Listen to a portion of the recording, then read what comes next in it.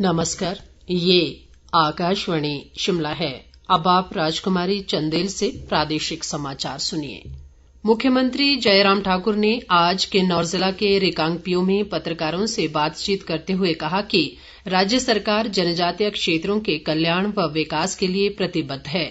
उन्होंने कहा कि इसके लिए जनजातीय उप योजना के तहत बजट में काफी वृद्धि की गई है। उन्होंने कहा कि राज्य सरकार ये सुनिश्चित कर रही है कि कोविड-19 महामारी के दौरान भी विकास की गति निर्बाध रूप से चलती रहे। मुख्यमंत्री ने कहा कि प्रदेश सरकार ने 31 मई से दुकानों और अन्य व्यावसायिक प्रतिष्ठानों को सुबह 9 बजे से दोपहर 2 बजे तक खोलने की अनुमति देकर कुछ राहत देने का प्रयास किया है। जयराम ठाकुर ने कोरोना के सक्रिय मरीजों की संख्या कम होने पर संतोष जताया, लेकिन साथ ही कोविड से होने वाली मृत्यु की बढ़ती संख्या पर चिंता भी व्यक्त की। उन्होंने कहा कि केंद्र की उदार सहायता से आज प्रदेश में करीब 6300 डी टाइप और 2250 बी टाइप ऑक्सीजन सिलेंडर उपलब्ध हैं। उन्होंने कहा कि स्वास्थ्य संस्थानों पर 1700 से अधिक ऑक्सीजन कंसंट्रेटर उपलब्ध करवाए गए हैं। इस दौरान जनजातीय विकास मंत्री रामलाल मारकंडा और राज्य वन विकास निगम के उपाध्यक्ष सूरत नेगी भी मौजूद रहे। राज्यपाल व राज्य रेडक्रॉस के अध्यक्ष बंडारू दत्तात्रेय ने आज राजभवन में रेडक्रॉस के माध्यम से स्वास्थ्य व परिवार कल्याण विभाग को 46 ऑक्सीजन कंसंट्रेटर और विभिन्न जिलों को 950 ऑक्सीमीटर प्रदान किए। राज्यपाल ने स्वास्थ्य विभाग को दैनिक तौर पर कोरोना जांच संख्या बढ़ाने की सलाह दी। उन्होंने कहा कि ग्रामीण स्तर पर आइसोलेशन केंद्र स्थापित किए जाने चाहिए। राज्यपाल ने कहा कि जिन ग्रामीण परिवारों में कोरोना रोगियों को अलग से सुविधा नहीं है, उन्हें इन केंद्रों को स्थापित करने से लाभ होगा। इस दौरान रेडक्रॉस अस्पताल कल्याण शाखा की अध्यक्ष डॉक्टर साधना ठाकुर, स्वास्थ्य सचिव अमिताभ अवस्थी और स्वास्थ्य उप निदेशक डॉक्टर रमेश भी मौजूद रहे।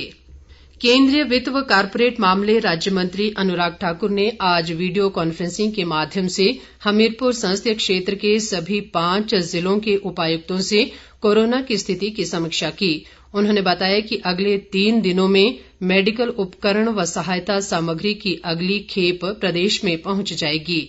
अनुराग ठाकुर ने कहा कि प्रदेश खासकर हमीरपुर संसदीय क्षेत्र में कोरोना मरीजों को ऑक्सीजन की कमी न आए, इसके लिए वे निजी प्रयासों से ऑक्सीजन बैंक स्थापित करने की दिशा में प्रयासरत हैं। उन्होंने कहा कि 300 ऑक्सीजन कंसंट्रेटर, 3 ऑक्सीजन प्लांट व 200 ऑक्सीजन सिलेंडर मिलाकर जल्द एक ऑक्सीजन बैंक स्थापित किया जाएगा, जिससे 700 बिस्तरों को निर्बाध रूप से ऑक्सीजन आपूर्ति हो पाएगी। प्रदेश के किसानों से एफसीआई अब 10 जून तक गेहूं की खरीद करेगा।